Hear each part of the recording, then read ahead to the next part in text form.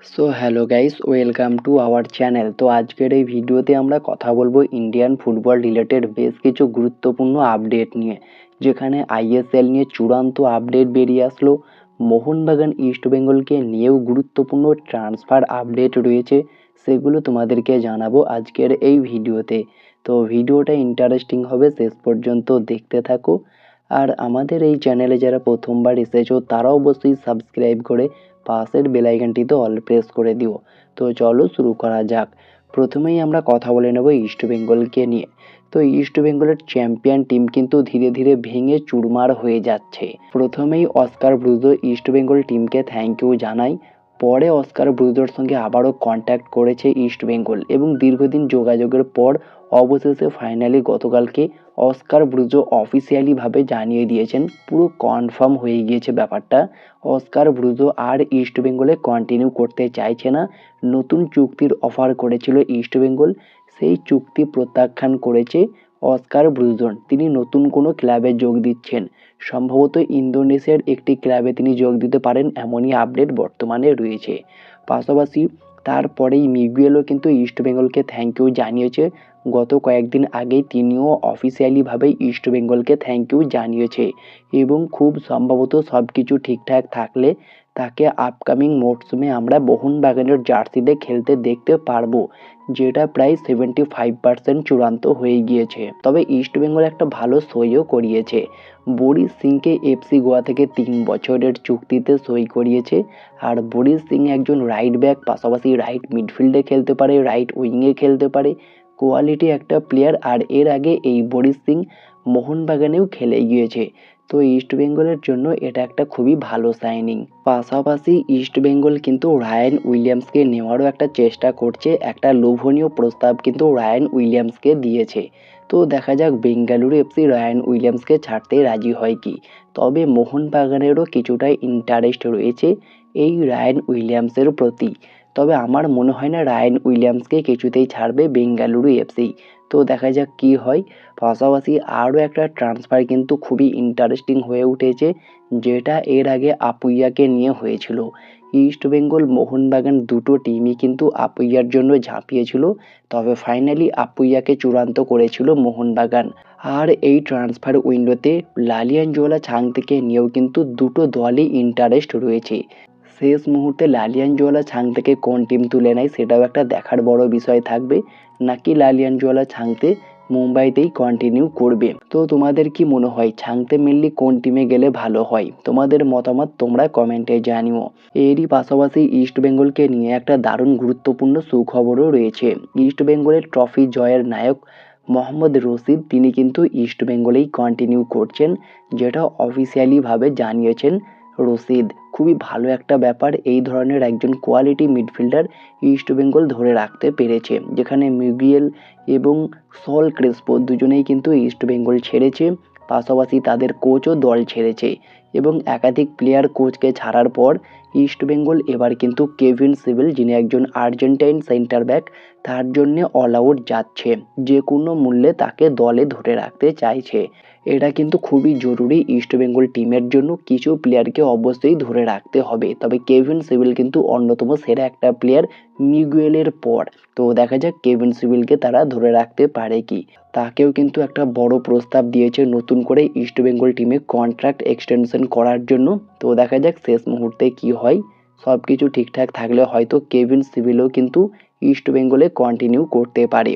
এরপরে যদি আমরা চলে আসি প্রাণবীর সিংকে নিয়ে, তো প্রাণবীর সিংকে মোহনবাগান ইস্ট বেঙ্গলের পাশাপাশি নর্থ ইস্ট ইউনাইটেড এফসিও কিন্তু টার্গেট করেছিল।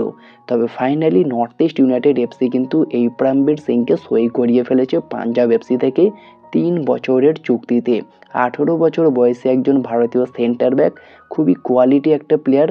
তো তাকে কিন্তু finally north east United FC confirm করে ফেলেছে। তো আপকামিং মরশুমে এই প্রাণবীর সিংকে কিন্তু আমরা নর্থ ইস্টের জার্সিতে খেলতে দেখতে পারবো। এরপরে যদি আমরা পাঞ্জাব এফসির একটি আপডেট নিয়ে কথা বলি, তো পাঞ্জাব এফসি তারা তাদের ভারতীয় গোলকিপার আর্শদীপ সিং তার সঙ্গে নতুন করে 2 বছরের চুক্তি করে নিয়েছে, যেটা অফিসিয়ালি অ্যানাউন্সমেন্টও করে দিয়েছে পাঞ্জাব এফসি। এর পাশাপাশি যে খবরটা রয়েছে সেটা হচ্ছে আইএসএল নিয়ে। তো ফাইনালি আইএসএল কিন্তু 4th সেপ্টেম্বর থেকে শুরু হতে চলেছে, যেটা অফিসিয়ালিভাবে কনফার্ম করে দিয়েছে। এবং যেমনটা খবর রয়েছে, এআইএফএফ এর নাম পরিবর্তন করে ফুটবল ফেডারেশন অফ ভারত হতে চলেছে, যে খবরটা নিয়ে গতকাল থেকেই কিন্তু সোশ্যাল মিডিয়ায় ঝড় উঠে গিয়েছে। তো ফাইনালি নতুন একটা নাম আসতে চলেছে। তবে আইএসএল নিয়ে নতুন কিছু নিয়মও উঠে এসেছে, যেগুলো গতকালকেই জানতে পেরেছি। 2026-27 মরশুম 4 সেপ্টেম্বর থেকে শুরু হবে, এটা তো অফিসিয়ালিভাবে জানিয়েছে। পাশাপাশি এআইএফএফ আয়োজিত সকল ফুটবল ম্যাচ শুরুর আগে, like Durand cup, super cup, এছাড়াও আইএসএল, প্রত্যেকটা টুর্নামেন্টের ম্যাচের আগেই কিন্তু আগের মতো আবারও জাতীয় সঙ্গীত হবে, যেটা লাস্ট 2 বছর বন্ধ হয়ে গিয়েছিল। তো সেই পুরনো নিয়মটা কিন্তু আবারও নতুন করে যোগ করেছে অল ইন্ডিয়া ফুটবল ফেডারেশন, বর্তমানে নাম পরিবর্তন হচ্ছে ফুটবল ফেডারেশন অফ ভারত। তারা কিন্তু নতুন নিয়মটা এনেছে, আবারও সেই জাতীয় সঙ্গীত হবে। তো এটা কিন্তু খুবই ভালো একটা ব্যাপার, দেখতেও বেশ ভালো লাগে। এছাড়াও আরও একটি গুরুত্বপূর্ণ নিয়ম কিন্তু এনেছে আইএসএল ক্লাবগুলো, ফার্স্ট 11-এ 3 জন বিদেশি খেলোয়াড়, 1 জন ওসিআই খেলোয়াড় রাখতে পারবে। এছাড়াও একজন ভারতীয় স্ট্রাইকারকে পুরো 90 মিনিট মাঠে রাখতে হবে, এমনই কিন্তু নিয়ম জারি করেছে ফুটবল ফেডারেশন। এছাড়াও আরও কিছু নতুন নিয়ম অ্যাড করেছে, তবে ফাইনাল যে সিদ্ধান্ত সেটা কিন্তু সামনের সপ্তাহেই নেওয়া হবে। আইএসএল কেমন কিভাবে হবে পুরো স্ট্রাকচার নিয়ে কিন্তু আগামী সপ্তাহে ফাইনালাইজ করা হবে। তো দেখা যাক কি সিদ্ধান্ত আসে এই মিটিংয়ের পর। তবে শোনা যাচ্ছে এই আইএসএল এর জিনিয়াস স্পোর্টসেরও কিছুটা ভূমিকা থাকবে, তবে কমার্শিয়াল পার্টনার হিসাবে নয়। তো দেখা যাক জিনিয়াস স্পোর্টসকে কিভাবে ব্যবহার করে এআইএফএফ। এরপরে যদি আমরা চলে আসি মোহনবাগানের খবরে, তো ফাইনালি মোহনবাগানের কোচ চূড়ান্ত হতে চলেছে, যেটা ট্রান্সফার মার্কেটের মতো সোর্স থেকে জানানো হচ্ছে। পিটার ক্র্যাটকির নামটাই কিন্তু সবার প্রথমে উঠে এসেছে, তবে প্যানাগুয়েটিস ডিলেম্পেরিস, এছাড়াও Manolo Marquez Roca, Juan Pedro Benali এবং অস্কার ব্রুজন, এই নামগুলো রয়েছে। তবে এই সমস্ত নামগুলির মধ্যে একটা নামই কিন্তু উঠে এসেছে, সেটা হচ্ছে পিটার ক্র্যাটকি। তার সঙ্গে মুম্বাইয়ের চুক্তি শেষ হয়ে যাচ্ছে। তো খুব সম্ভবত মোহনবাগানের কোচ হিসাবে এই 44 বছর বয়সী কোচকে আমরা দেখতে পেতে পারি। তবে অস্কার ব্রুজোকে নিয়েও কিন্তু বর্তমানে একটা সন্দেহ রয়েছে, কারণ তিনি সদ্য ইস্টবেঙ্গল ক্লাবের অফার রিজেক্ট করেছে। মানোলো মার্কেজ দল ছেড়েছে, একাধিক কোচ কিন্তু দলবদল করছে। তো সেখানে দেখার বড় বিষয় এটাই হবে, মোহনবাগান পিটার ক্র্যাটকিকেই কোচ করে নেয় নাকি অস্কার ব্রুজো বা মানোলো মার্কেজের দিকে যায়। তো আমার মনে হয় Peter Kratky one of the best option হতে পারে। তোমাদের মতে কোন কোচ মোহনবাগানের জন্য সেরা কোচ, সেটা কমেন্টে জানিও।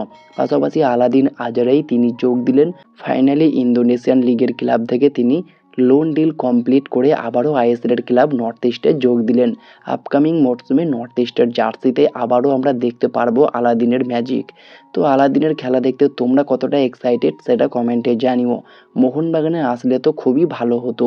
তো মোহনবাগান কি পারবে আলাদিনের মতো কোনো প্লেয়ারকে নিয়ে আসতে? রবসনের জায়গাটা পুরোপুরি ফাঁকা রয়েছে, যদিও রবসনকে এখনও থ্যাংক ইউ জানায়নি। তবে রবসনকে ছেড়ে একজন এমনই স্ট্রাইকারকে আনতে পারে যিনি দারুণ গোল করতে পারবে। তো সেখানে আজারাই কিন্তু খুবই ভালো একটা প্লেয়ার, জানি তাকে নেওয়ার চান্স খুব একটা নেই, তাকে নিয়ে আসাটা খুব একটা সহজ হবে না। তবে এরকমই যেন কোনো প্লেয়ারকে স্কাউট করে নিয়ে আসে মোহনবাগান, এটাই চাইবো। তো এই ভিডিওতে এই সমস্ত আপডেটগুলোই তোমাদেরকে জানানোর ছিল, জানিয়ে দিলাম। তো ভিডিওটি ভালো লাগলে লাইক শেয়ার কমেন্ট করে চ্যানেলটিকে সাবস্ক্রাইব করে দিও, পাশে থাকা বেল আইকনটি ক্লিক করতে একদমই ভুলো না। তো দেখা হচ্ছে নেক্সট কোনো ভিডিওতে। Bye bye, have a good day.